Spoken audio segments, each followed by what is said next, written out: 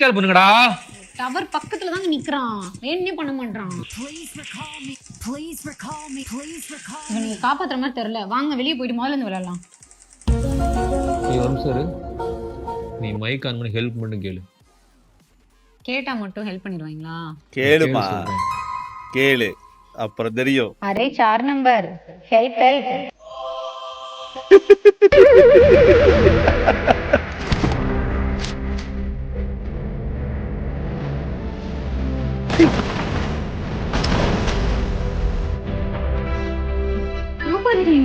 எப்படிங்க பசங்க பொண்ணுங்கன்னா நீ பாரு, அவங்க உங்ககிட்ட பேச போடுவாங்க.